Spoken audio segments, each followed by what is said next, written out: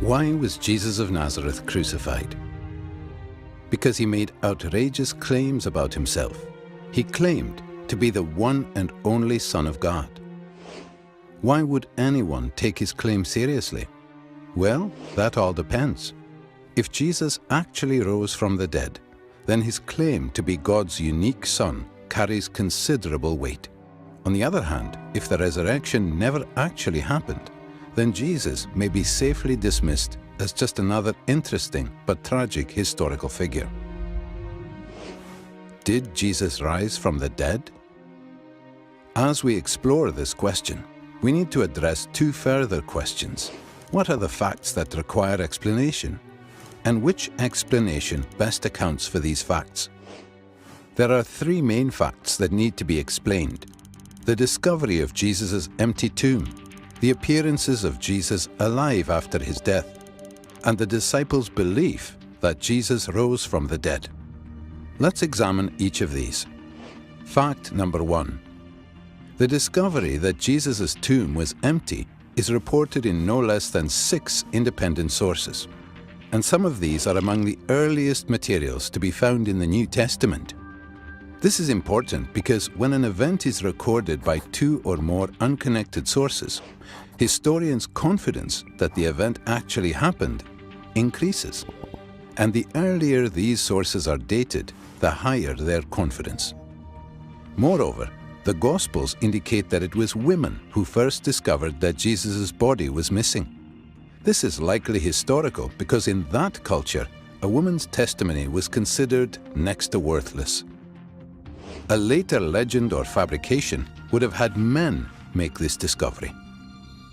Our confidence in the empty tomb is further increased by the response of the Jewish authorities.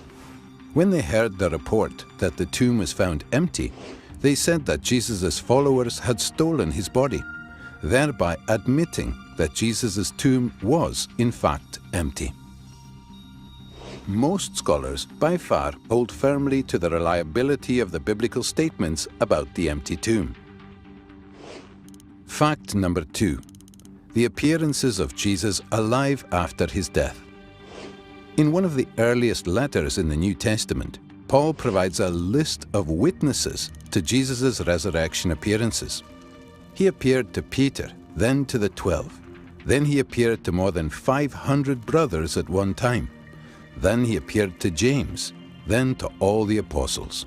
Finally, he appeared also to me. Furthermore, various resurrection appearances of Jesus are independently confirmed by the Gospel accounts. On the basis of Paul's testimony alone, virtually all historical scholars agree that various individuals and groups experienced appearances of Jesus alive after his death. It may be taken as historically certain that Peter and the disciples had experiences after Jesus' death in which Jesus appeared to them as the risen Christ. Fact number 3. The disciples' belief in the resurrection. After Jesus' crucifixion, his followers were devastated, demoralized, and hiding in fear for their lives. As Jews, they had no concept of a Messiah who would be executed by his enemies, much less come back to life. The only resurrection Jews believed in was a universal event on Judgment Day after the end of the world, not an individual event within history. Moreover, in Jewish law, Jesus' crucifixion as a criminal meant that he was literally under God's curse.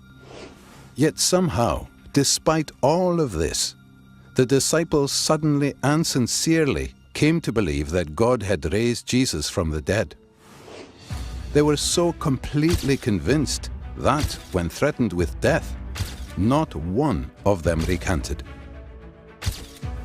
Even the Pharisee Paul, who persecuted Christians, suddenly became a Christian himself, as did Jesus' skeptical younger brother, James.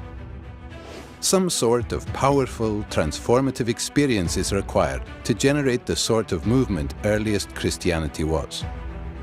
That is why, as an historian, I cannot explain the rise of early Christianity unless Jesus rose again, leaving an empty tomb behind him.